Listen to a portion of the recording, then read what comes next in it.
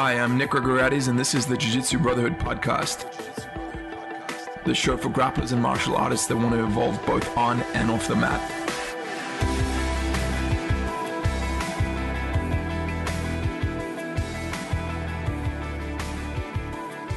Hey guys, welcome to episode 9 of the Jiu Jitsu Brotherhood podcast. Before we get into the show, I just wanted to let you guys know that if over the last few weeks my voice has been kind of low energy, I apologize for that. You know, it's really important that I put out good things into this world and I create good, uplifting, positive things and send out good vibrations. And if I'm honest, I've been kind of burnt out over the past month or so, burnt out in a bunch of different ways. It's entirely my own fault. I wasn't keeping my eye or I didn't have my finger on the pulse of my energy levels, and I think I just pushed too far physically, and it started to manifest in my other projects like the podcast. And I was really upset when I realized what had happened because, again, you guys are important to me, and I want to put out good stuff that makes your lives better and lifts you up, not drags you down. So I apologize if I sounded kind of low energy recently. Anyway, back on track now. I've got a fantastic guest, Chris Matakas, who is what I consider a jiu-jitsu philosopher. He's got a few really great books out, which I haven't read, but a bunch of people contacted me and said, Nick, you got to have this guy on the show. He thinks about jiu-jitsu in a very unique way.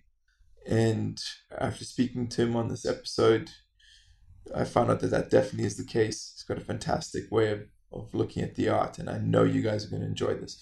So here we go. Episode 9, Chris Matakas. Enjoy. Hey everyone, welcome back to the Jiu Jitsu Brotherhood podcast. I have a special guest for you today. His name is Chris Matakas, who is a Greek brother, a Greek Jiu Jitsu brother. There's not too many of us around. I know a few like Denny Prokopos and Pete the Greek out in Chicago, but it's a relatively small Venn diagram of Greek people who do jiu-jitsu, and it's an even smaller Venn diagram of Greek people who do jiu-jitsu and who have written books about jiu-jitsu, and Chris Matakas happens to be one of those people in that little center point. So it's really cool to have him here. Chris, thanks for coming on the show. Thank you for having me. This is an absolute pleasure. For sure, bud. So, you know, Chris, I'm going to be straight up with the audience. I don't know you, and I haven't read any of your books, but the reason I wanted to have you on is because two very cool people in my life, people whose opinions I really do respect. They said to me, I won't forget the one of the people said, "Man, I was shocked by how good this book was," and he's not someone to say something like that just lightly. And so I thought, okay, I got to get this guy on the show. And another buddy of mine said, you need to speak to Chris Matakas because he's just got a great outlook on life and he's just a very chilled out, cool dude. So I sent you a message and you very graciously agreed to come on. And that's awesome, dude. I'm really happy to have you on. I guess the best thing to do is start by asking you a little bit about your background, both general and jiu-jitsu specific. Sure. Yeah, that'd be great. So first off, it's an honor to be here. This is really awesome. So I appreciate the opportunity. So I basically graduated college May 17th, 2008 with a degree in exercise science. And basically I graduated college and realized that I was still a boy and I needed some sort of huge test to, help me move on to the next phase in life. And sure enough, Professor Ricardo Almeida ran a jiu-jitsu school a couple blocks from my childhood home, and just a pure happenstance, I signed up a week later, and that's what I've been doing ever since. And it's been the best 10 years of my life. Oh man, that's cool to hear. So you're a black belt in jiu-jitsu now, yeah? Yes, sir. Okay, so now you said something interesting to me. You said you finished college and you were still a boy. Now, what was the what was the point, or what was the event which made you say, "Hey, I'm still a boy. I'm not yet a man"? Yeah. So I graduate college and you're thrown out into the real world. And I realized that, growing up, you always had this idea that the adults had all the answers. And then when I became an adult, I realized that I didn't have any answers. And I knew almost even less than when I started, it seemed like. So I recognized that I needed some sort of rite of passage or a ritual just to purposefully suffer and grow in a way that our culture doesn't always offer.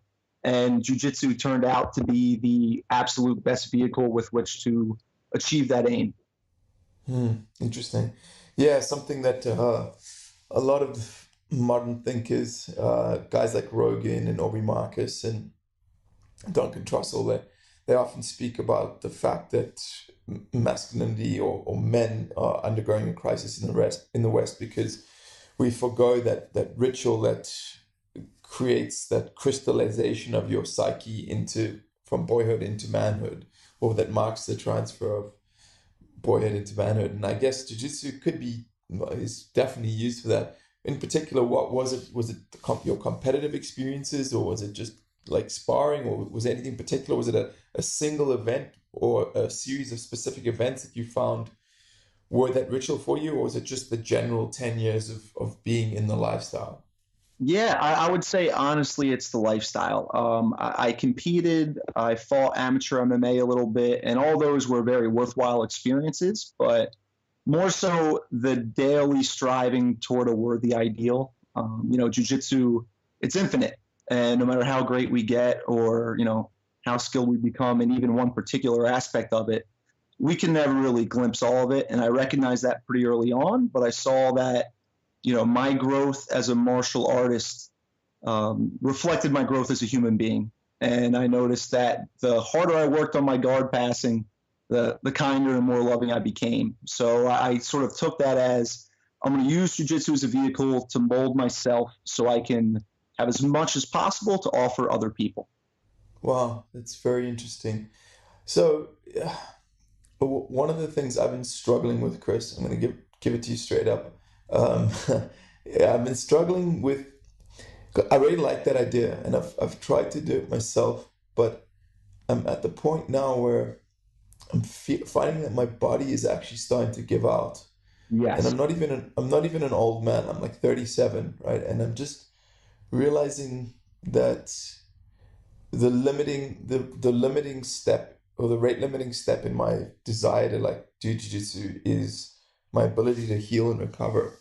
And I guess where I'm going with this is like, let's say hypothetically speaking, you couldn't train from next week. It's just for whatever reason your body just something happened, catastrophic injury, or you couldn't train. How would you still get that kind of growth? Like you said, the more I work on my guard passing, the more I become a loving and kind person. So let's say the guard passing wasn't there anymore. What would you do? How would you find that?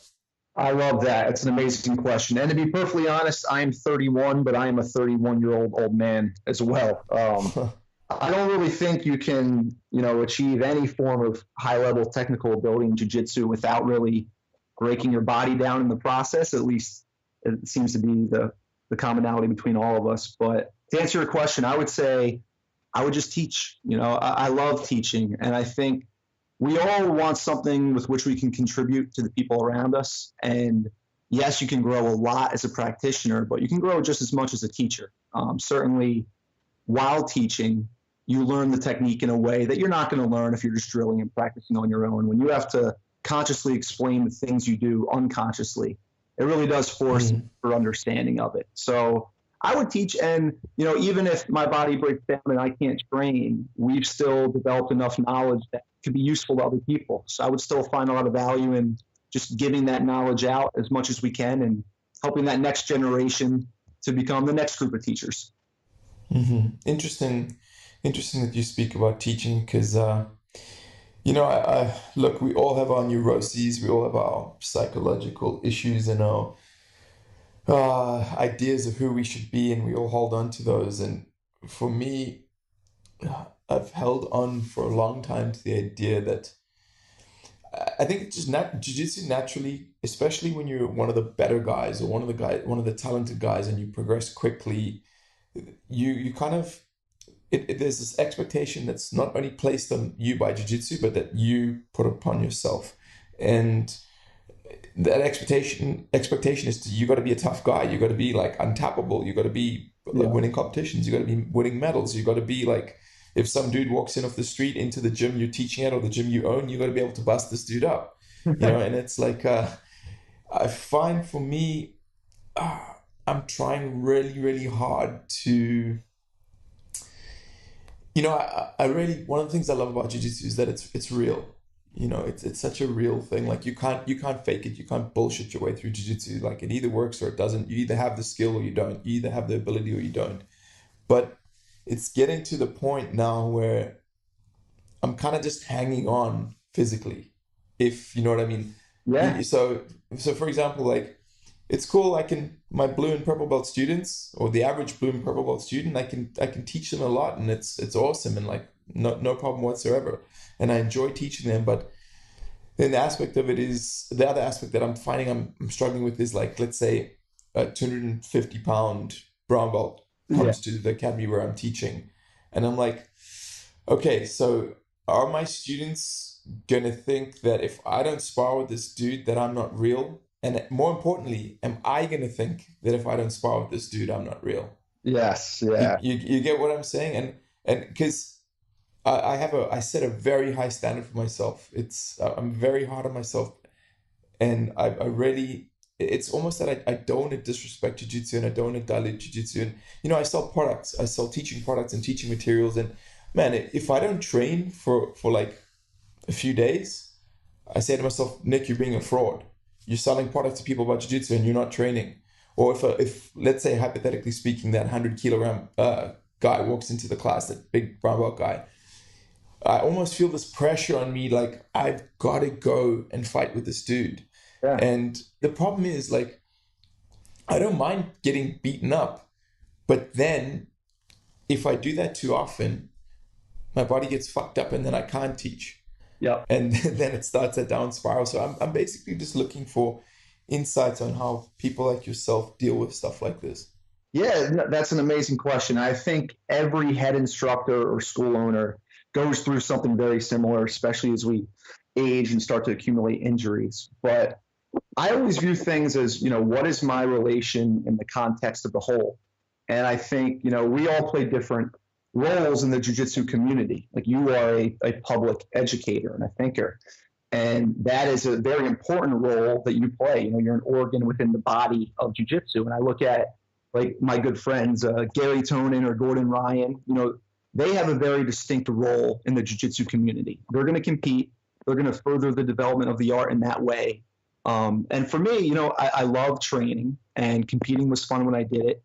And yeah, you love those hard training sessions with the new stud that comes into the school that you do need to set an example with. But I think the overarching picture is that our role within the community is to help be stewards of this art, help guide people to, the far shore of understanding in grappling. So I think in the context of the whole, our job is not to beat up whoever.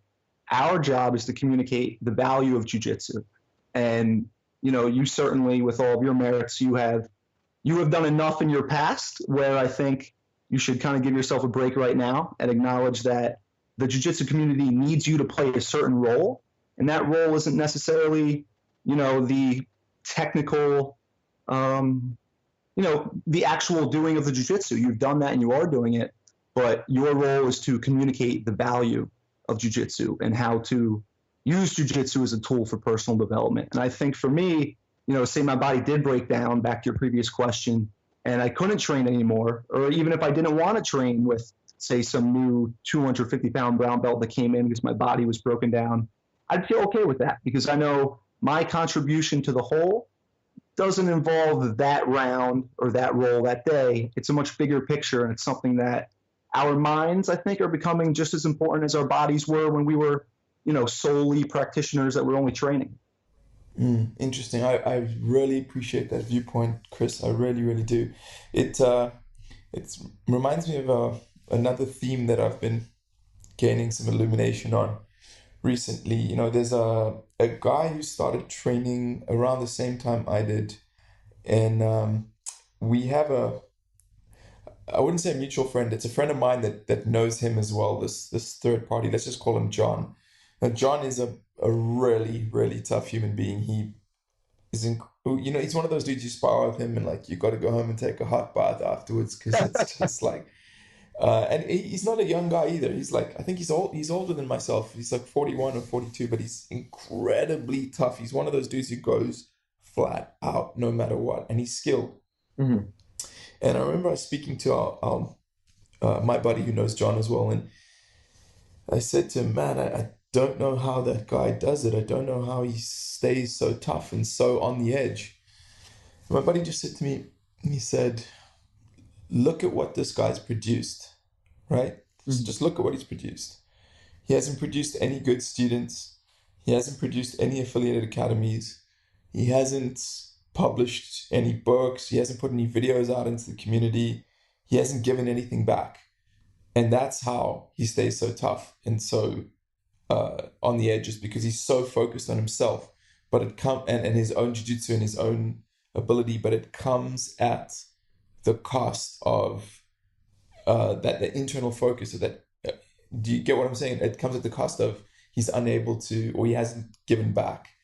Yeah, I'm with you 1,000%. Absolutely. There's an opportunity cost to all of it, right? And I think Mm, you have many more roles you have to attend to than being strictly a student. And all the energy you put into making this great podcast and writing books and being a mentor to your students, if you had only put that into grappling, yeah, we could do that. I mean, we'd probably be really broken down and injured, but I think it's an opportunity cost, and you have to really determine what it is that you value and where you're willing to put your finite time.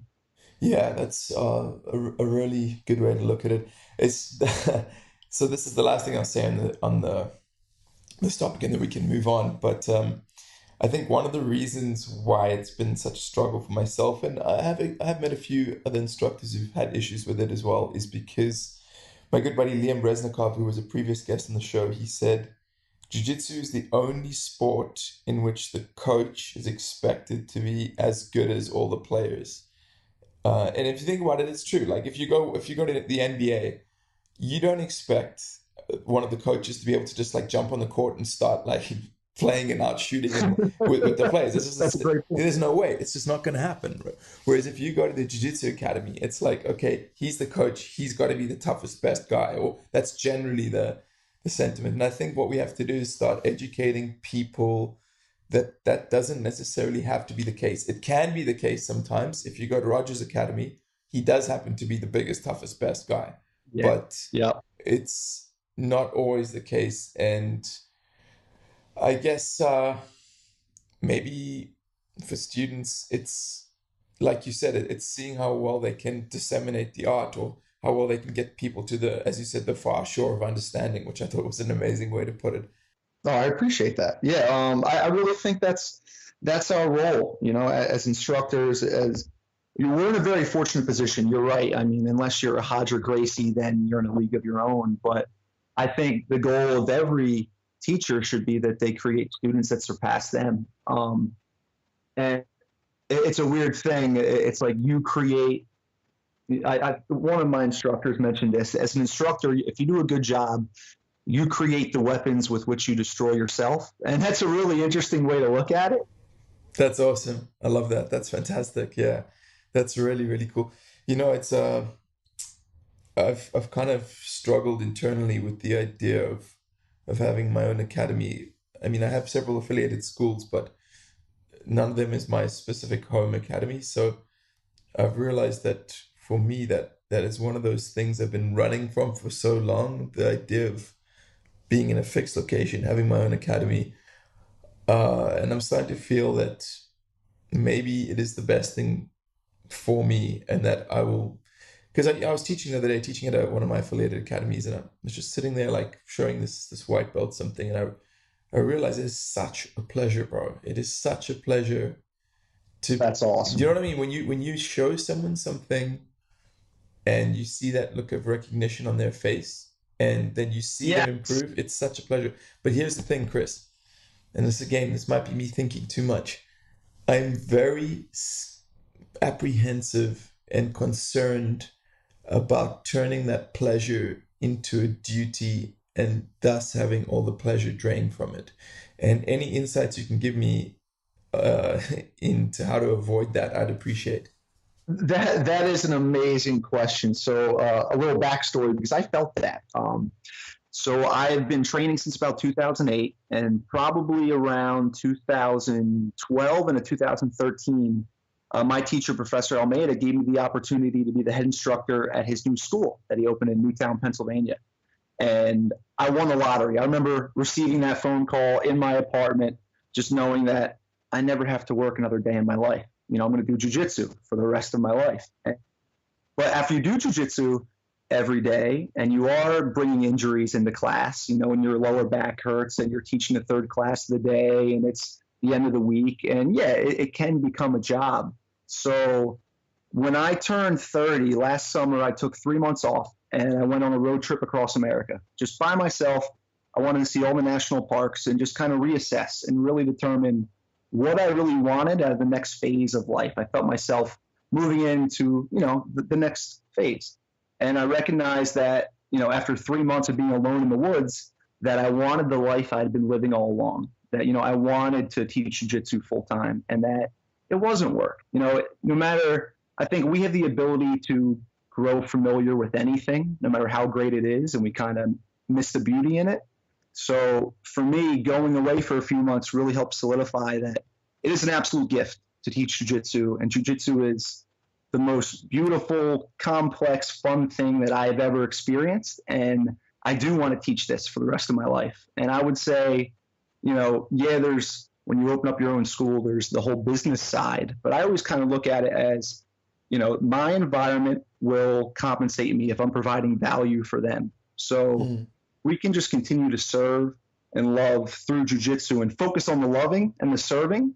The money will kind of take care of itself. So for me, I'm actually opening up my own school at the end of this month, and I'm super excited for it.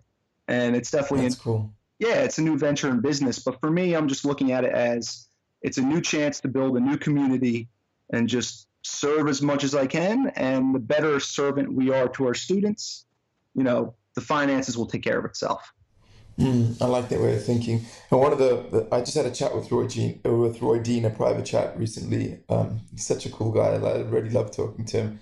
And I was discussing the idea of getting my own place and the same reluctances I've shared with you, I shared with him. And he said, man, your academy, if you do it properly, it can be your refuge from the world. It can be your laboratory. It can be like the place where you rest. It can be, the place where you go have fun. It's like your own little space, your own little, I don't, there's not a word, I don't have the correct word that I'm looking for, but you get what I'm saying? It's kind of like, and I think for me, that's one of the things I have to do when I create an academy is I want it to be, I've got these crazy ideas, but like one of them is I want those, a couple of big old school arcade game cabinets, but with, Nice. I want, yeah, I want one of them running Mortal Kombat and one running Street Fighter 2.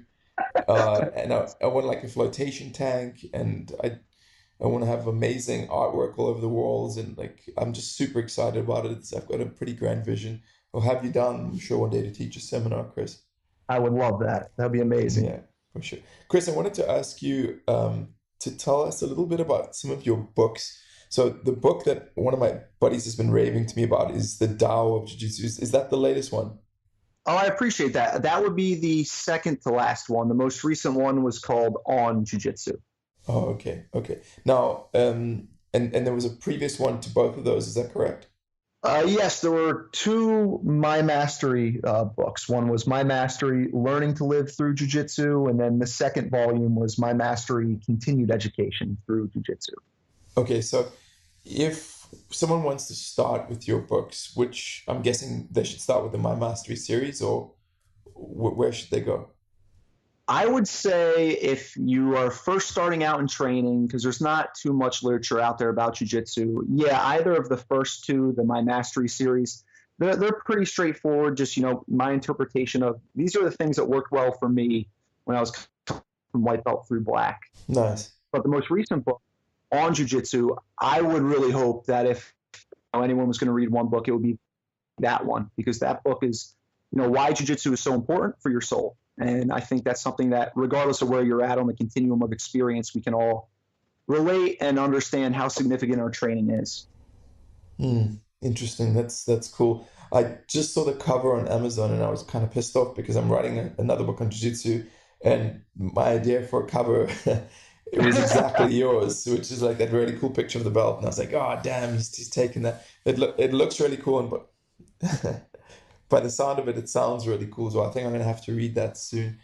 So, Chris, tell me what has been your biggest, I don't, achievement isn't the right word. What has been the best experience you've had, the best single experience you've had during jiu-jitsu? And it could be a competition victory, or it could be seeing a change in someone else's life, or anything you can think of that comes to mind as your best experience.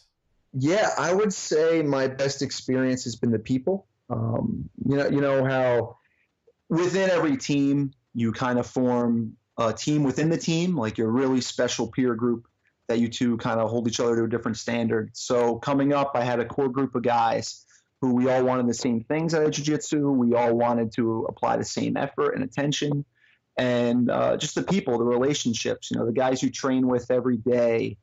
You guys understand each other a lot better than, say, anyone else in the rest of your daily life. So I would Mhm. say that I've had the incredible honor of being, you know, my teacher's student, and just to have access to the direct source of jiu-jitsu, you know, right through the Gracie lineage, and have the opportunity to practice that with people I care so much about. And really, you know, we call each other brother. That's almost a commonplace term, but that's significant. You know, you really do become the brothers of your teammates. So I would say the people has been the best experience. Yeah, I agree with you, man. That's so true. So true. I just often I do this gratitude journal, sit down, write everything I'm thankful for, and one of the things I say is I'm grateful for my friends, and then I try to run through them in my mind, and the vast majority of them are people I've met through training in some form or another. And it's such a gift, man. It's such a gift. I'm so thankful for it. So I have to ask, what has been the biggest disappointment for you on your jiu-jitsu journey?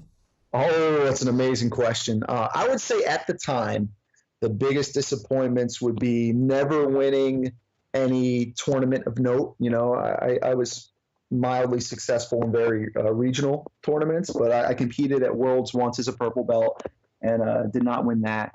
And but those are, you know, the in the big scheme of things, for, you know, what I hope my contribution to jiu-jitsu will be. It's not in competition. I know that. I don't think I'm athletic enough or willing to commit enough time enough to really further the jiu-jitsu cause in that way. So when it comes to the biggest disappointment, I would say, honestly, I don't have one. Like that would even be a stretch to say that. I think even the injuries, right? Injuries, as you talked about earlier, that's always tough. You know, that I'm 31 years old and I can't get up without making old man noises, but it's worth it. You know, I'd rather be in pain and do what I love to do than be in pain and sit in a cubicle from 9 to 5. So I Well, I think you know that expression, right? What is it? Pain is temporary, glory lasts forever, and chicks dig scars. Uh, so I get it. You know that your what you mentioned about not having won a tournament of note. I completely understand where you're coming from. You know, I mean, I've won some good national level tournaments and some ADCC qualifiers and things like that, but I never won the worlds, and I always wanted to. yeah. And you know, I mean, there was a time when that literally was all I thought about. Nothing. I didn't think about anything else when I was like 28. That was all I thought about. And a guy said to me once, he said, "Who won the purple belt middleweight world title in 2001?" And I was like, I don't know. Like, he said, yeah, no one knows. And he said, who won the black belt middleweight title in 2001? And I was like, I don't know. I mean, I could find it on the internet, but you know, with very few exceptions, it's it's such a fleeting thing. And you know, I'm just trying to put it in words because I think it is something cool to strive for, and I'm not trying to put the damper on anyone who's competing. I know my buddy Nick Raphael is going to go fight in the World Masters, and I'm sure he's going to do well. But I guess what I'm trying to say is you cannot define yourself by that. There's far better ways to define your worth in jiu-jitsu. One of them is how good of a training partner are you?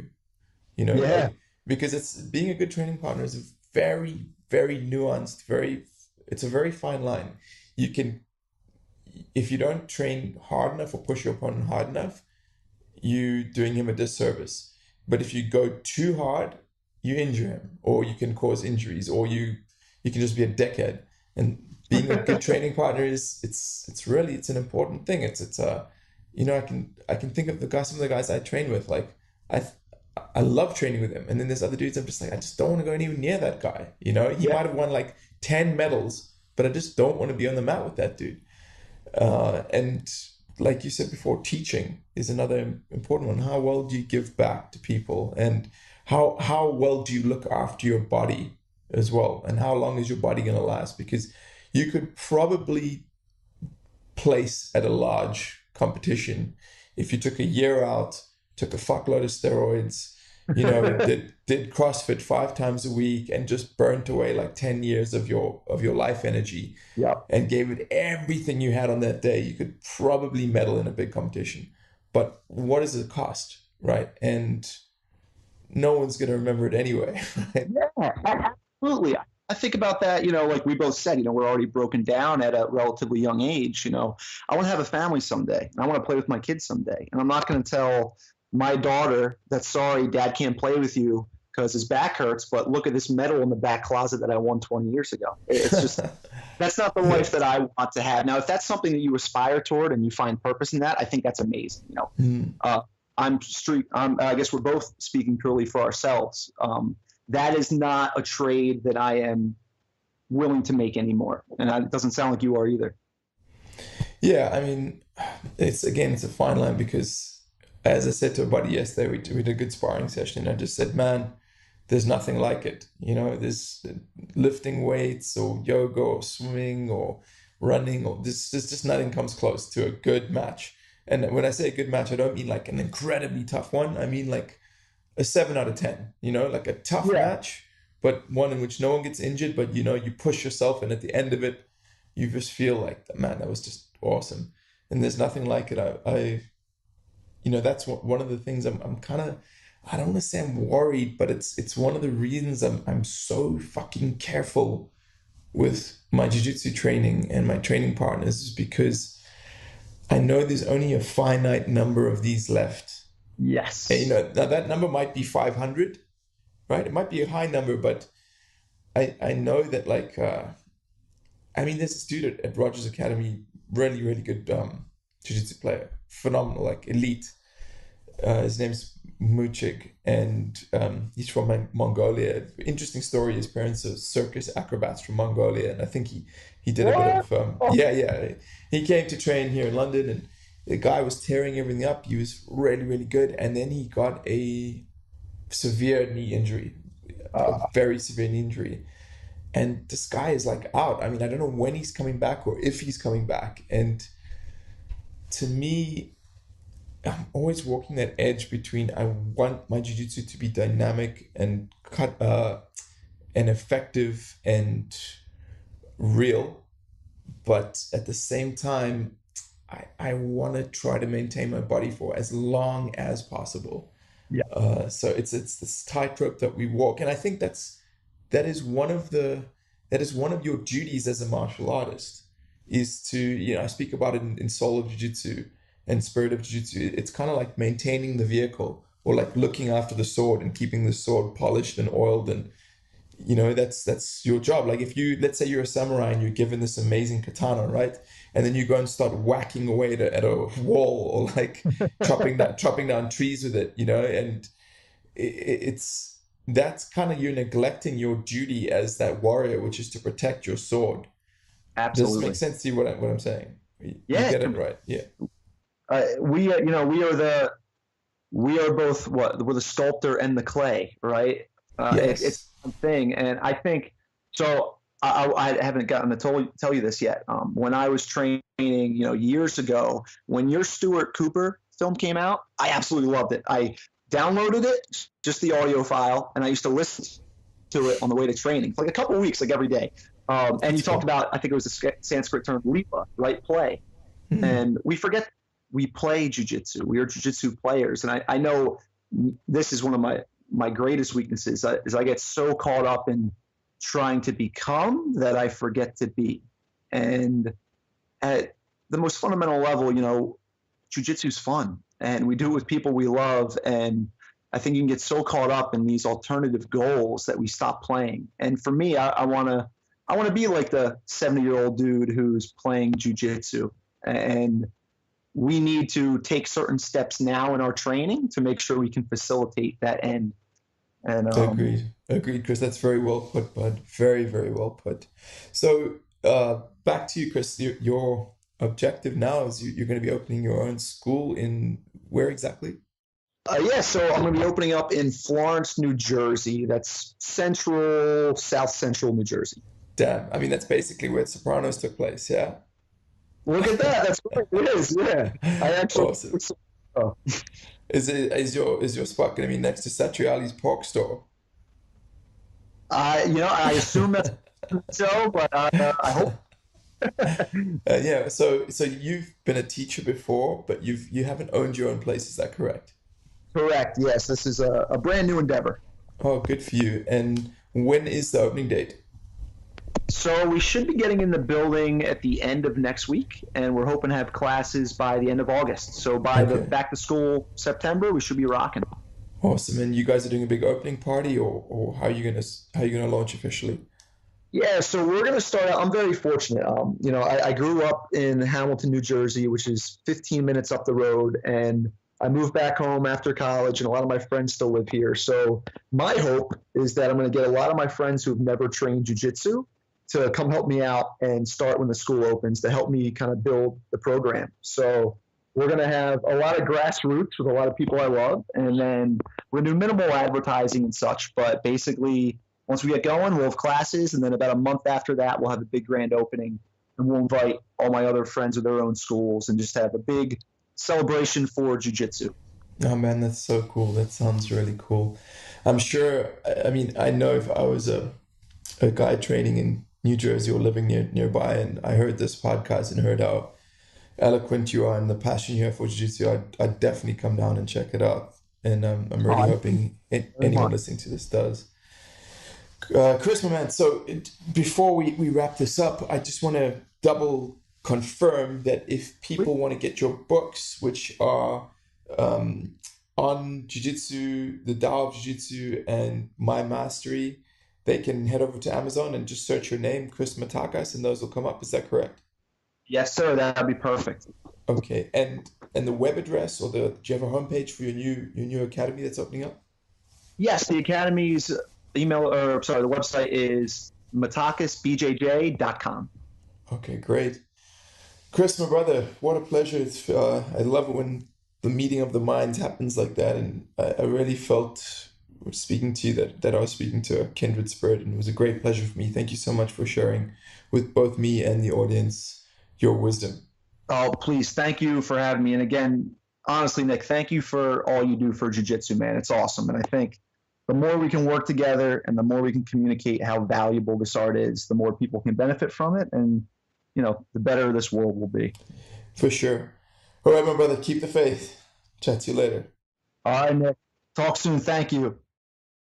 Yeah, well, that's definitely my kind of person. What a cool guy Chris is, and it was really fun to speak to him, and I just can really feel the sincerity in his voice. And I know that even though I haven't read his books, I'm sure that they're going to be fantastic pieces of work, and they've gone right to the top of my list of things to read. I also know that if you're in the New Jersey area, whether you're living there or just traveling there, you should definitely go check this guy out because I don't think there'll be many people that would put as much heart and soul into teaching jiu-jitsu as Chris would. So guys, thank you for listening. Once again, if you want to support Jiu-Jitsu Brotherhood and in particular this show, the best that you can do is head on over to one of our sponsors, the Jiu-Jitsu Brotherhood store being one of them. And remember, if you type in the code podcast, you'll get 10% off any of our gis, our belts, rash guards, hoodies, t-shirts, patches, or stickers. Our gis in particular are amazing. The Seeker gi we have is, in my opinion, the coolest gear on the market. It's got a full color, high definition, sublimated print of one of Cameron Gray's artworks on the inside, on the lining. You actually have to see it to believe it. I don't think there's anything else on the market like it. So head on over to store.jujitsubrother.com and check it out and get 10% off by using the code podcast. And also, our other sponsor is ButcherBox. When I started doing the show, I knew I'd have to have sponsors to cover some of the costs. But one of the deals I made with myself is that I'd never promote anything I didn't believe in. And I really do believe in what ButcherBox is doing. They deliver the highest quality, free range, grass fed meat to your door. It's all meat from animals that have not been tortured or treated inhumanely and reared on feedlots and other disgusting practices like that. And if you can afford to eat meat of that quality, and I say that it's not even that expensive, especially when you get it through ButcherBox. If you have the means to get meat like that, I think you owe it to yourself and the world to do so. The way meat comes to our tables through the regular factory methods really isn't right. It's just not right if you're a loving, kind human being who cares about nature and animals. You cannot condone that, even though sometimes you have to eat meat that comes from lesser sources. So head on over to ButcherBox, use the code JJB15 as in Jiu-Jitsu Brotherhood 15, and you'll get $15 off your first order, and they'll send to your door the best, absolute best quality grass-fed beef, chicken, and pork. And you'll also get free bacon when you use that code, free organic bacon. That's it for this week, guys. I am trying really hard to get Roger as episode number 10 guest. Obviously, he's in high demand for everything, so it's kind of difficult to nail him down. But hopefully, we're going to have him for our 10th episode next week. If not, we'll have another cool guest and we'll get Roger on another time. And meanwhile, guys, train hard and train smart. I'll see you guys on the mats.